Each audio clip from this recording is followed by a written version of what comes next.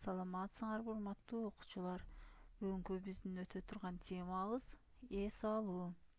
Сабактын максаты суроолорго өз алдынча жооп бере алышат, өз алдынча кепти улантып кете алышат, өз убактысын туура бөлүштүрүү зарыл экендигин түшүнүшөт. Сүрөттөрдү карап, ал боюнча сөздөрдү эстөө жана ким, кимдер, эмне, кайсы деген суроолорго жооп беребиз. Балдар, бул жерде окуучулар китептен ар кандай сүрөттөрдү көрүп жооп берип жатышат. Кана силер дагы жооп бергилечи өз алдыңарча. Булар кимдер? Булар окуучулар.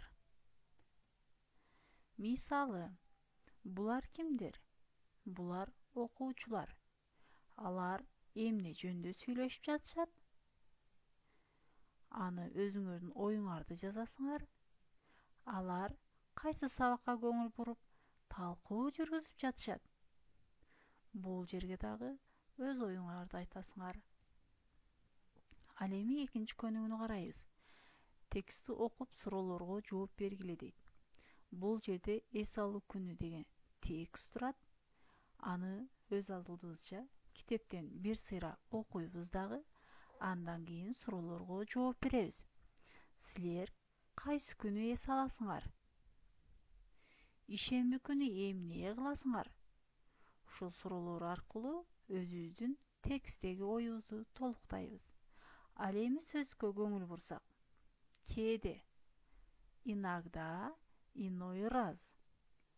Ал эми күйөрман, болельщик. Топтомун, в команде. Кайталайбыз дагы бир сыйра.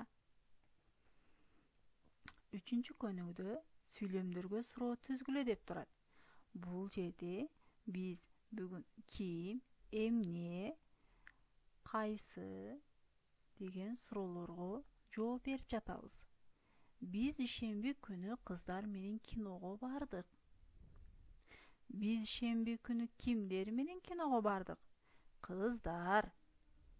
Ал эми экинчи сүйлөмдү апам менен атам театрга барганды жакшы көрүшөт. Бул сүйлөмгө биз өз алдыбызча суроо беребиз. Ал эми үчүнчү көнүгүүдө бөбөгүм жайкы каникулда көлгө барып келди. Бул жерге дагы өзүбүз суроо беребиз. Ал эми балдар, бүгүнкү тема силерге түшүнүктүү болгон болсо, ар кимибиз өзүбүзчө эс алуу күнүбүздү текст кылып жазабыз. Көңүл бурганыңар үчүн рахмат.